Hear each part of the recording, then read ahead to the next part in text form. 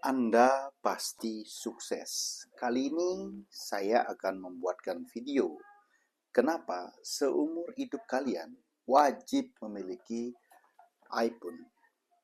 Ini adalah video yang akan memberikan sudut pandang yang berbeda, seperti konten kreator lainnya. Biasanya orang membeli iPhone itu karena gengsi, karena kebanyakan duit, karena performa. Tetapi saya akan menjelaskan kenapa wajib membeli iPhone dalam satu video ini. Jadi tonton video ini sampai habis, jangan ada skip satupun, pastikan kalian subscribe. Pertama, yang paling penting adalah ekosistem iPhone. Masih sedikit yang mengetahui bahwa ekosistem iPhone ini saat ini sudah berkembang sangat pesat. iPhone, MacBook, AirPod, iPhone lagi satu yang saya gunakan di depan kalian ini untuk merekam, semuanya ekosistemnya terhubung, termasuk ke iPad.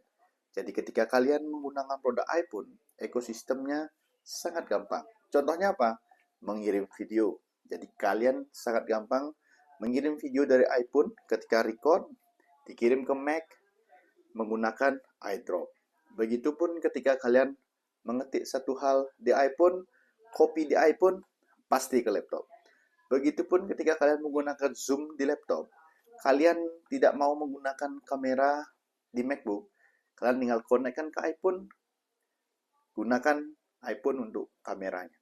Begitupun kalian tidak perlu menggunakan iPhone, tutup, tinggal drag and drop iPhone kalian, dan langsung iPhone kalian akan tampil di home layar MacBook. Di iPad juga sama. Kalian menggunakan iCloud, sistem iCloud. Kalian ketik suatu hal di iPad, di catatan misalnya, yang terkoneksi ke iCloud, terus kalian buka di iCloud-nya iPhone, kalian dengan gampang akan mendapatkan catatan tersebut. Jadi kalian tidak perlu ketik di sini, file tersebut pindahkan ke iPhone, dibuka lagi, tidak perlu. Jadi semuanya ekosistemnya jadi satu dan itu sangat mempraktiskan. Baik, itu yang pertama adalah tentang ekosistem. Yang berikutnya adalah software dari smartphone iPhone ini sendiri. Kenapa saya dibilang ekosistem yang pertama? Yang kedua itu adalah update software. Update software ini semuanya bervariasi, minimal 5 tahun. Jadi ketika kalian membeli satu iPhone, itu semuanya berinvestasi hanya menggunakan satu HP ini saja. Bisa dikatakan kalian tidak perlu ragu, tidak perlu takut HP kalian rusak, tidak perlu takut HP kalian tertinggalan zaman. Karena iPhone tersebut dari launching itu minimal memberikan update sistem sampai 5 tahun. Belum lagi yang sekarang itu sudah ada yang sampai 6 tahun bahkan lebih. Jadi software, keamanan data, itu semuanya akan aman selama 5 tahun. Yang berikutnya itu adalah kamera iPhone. Kamera iPhone ini bisa dikatakan kamera yang paling natural dan paling jernih, teman-teman semua. Kalau contoh, kalian gunakan kamera iPhone seperti ini ya. Yang saya gunakan untuk merekam ini juga kamera iPhone. Jadi, kamera iPhone ini adalah kamera yang paling natural, yang dimana kalau kalian gunakan untuk foto, oke. Banyak HP-HP Android yang mungkin lebih populer dan lebih tinggi DxOMark, tingkat nilainya yang lebih bagus di DxOMark ataupun di tingkat hasil fotonya kayak Huawei itu lebih bagus. Memang saya harus akui. Tetapi kalau di stabilizer dan frame rate-nya iPhone di video itu tidak ada yang bisa mengalahkan iPhone. Tidak ada untuk saat ini di smartphone. Walaupun Google Pixel pun di kameranya itu udah sangat detail dan jernih, tapi di video itu iPhone tetap paling stabil. Belum lagi kalau kalian upload ke TikTok ataupun media sosial, iPhone akan menjadi paling stabil, tidak ada frame drop. Itu sudah dipastikan, teman-teman. Saya sudah menggunakan iPhone, termasuk konten yang saya gunakan. Ini yang membuat kenapa iPhone itu benar-benar bagus dan kalian wajib memiliki. Ini kameranya luar biasa. Khusus untuk rekam video, kalian take video itu langsung kirim ke WhatsApp, itu nggak pecah. Beda kalau kalian take lewat Vivo yang VX 200 Pro itu. Kameranya jernih, tapi dia tidak natural. Walaupun dia detail kamera Vivo, tapi kalau pas ngerekam video itu tidak akan bisa digunakan dan tidak akan bisa stabil. Bisa digunakan ya, tapi tidak begitu stabil dibandingkan iPhone. Ini frame dropnya benar-benar tidak ada frame drop, stabil. Kalaupun di Android biasanya frame dropnya akan turun. Yang berikutnya adalah ketika kalian pengen upgrade ke iPhone berikutnya, kalian mau jual, itu biasanya nilai jualnya yang selalu stabil. Jadi kalau kalian beli iPhone ini, saya contohnya ini kalau nggak salah saya beli tahun 2000 COVID ya, 2020.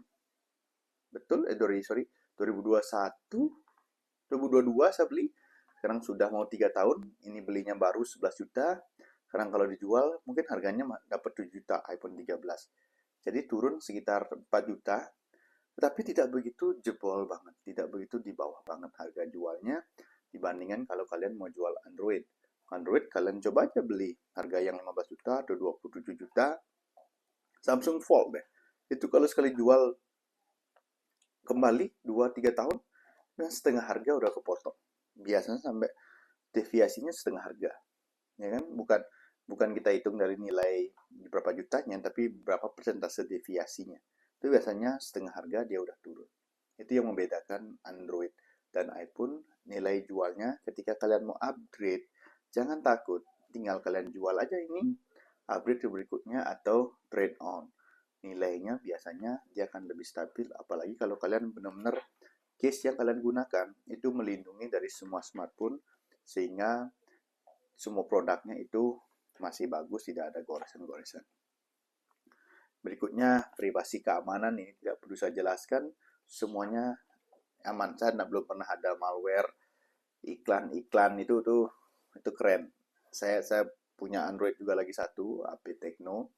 Itu saya download aplikasi drama Cina. Itu pas saya download, pas saya buka, itu akan ada banyak iklan yang masuk ke aplikasi tersebut. Beda seperti iPhone, nggak ada banyak iklan. Ini aman. Jadi kalian buka PDF pun itu bisa. Saya punya teman yang punya HP Android, itu buka PDF malah iklan tuh banyak masuk, teman-teman. Jadi ini sangat-sangat worth it lah. Nah, berikutnya nomor 6 adalah pengalaman yang stabil.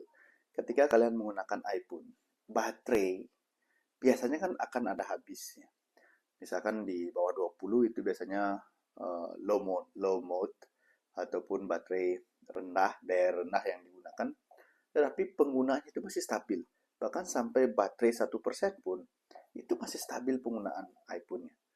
Apalagi 100% atau 80%. Tidak ada drop. Beda kalau ada yang Android yang harus dicas, terus pas dicas digunakan itu biasanya stabil dengan bantuan daya. Pas dilepas baterainya udah berkurang, itu biasanya agak turun performanya. Ada kejadian seperti itu juga. Tapi kalau di Android sering dari seperti itu, di iPhone biasanya tidak terjadi. Nah, jadi itu sedikit rangkuman dari saya, memberikan sudut pandang yang berbeda, bahwa iPhone memiliki poin-poin penting. Yang paling penting tadi itu ekosistem, daya jualnya tinggi, ya kan, privasi, stabilitas, kamera, clear. iPhone aman. Nah, yang paling penting terakhir adalah privilege. Ini paling penting. Walaupun kalian menggunakan iPhone berapapun, termasuk iPhone bekas yang sudah jadul, udah lama kalian beli, ketika kalian keluarkan dan kalian tampilkan seperti ini, walaupun kalian tidak banyak punya uang, tapi kalau HP kalian iPhone, itu kalian disangka banyak punya uang, guys. Dibandingkan ada yang bawa Android, padahal itu misalnya Xiaomi 15T itu harganya 19 juta, terus Samsung S25 itu harganya 17 juta. Kalian bawa iPhone-nya 13, harganya 8 juta. Itu hampir setengah kan harganya. Tapi kalian disangka bahwa kalian punya banyak uang karena bawa iPhone. Jadi orang lain itu biasanya segan, orang lain itu memandang kalian tidak remeh karena kalian membawa iPhone, padahal itu series jadul dan harganya lebih murah dibandingkan HP orang lain. Itu sering terjadi di lapangan, sehingga jadi Itu salah satu privilege penting kalau kalian gunakan untuk negosiator, untuk pengguna jasa. Next, kita bahas video apa lagi. Saya akan berikan sudut pandang yang berbeda untuk para penonton semua. Semoga bermanfaat. Anda pasti sukses. Sampai ketemu.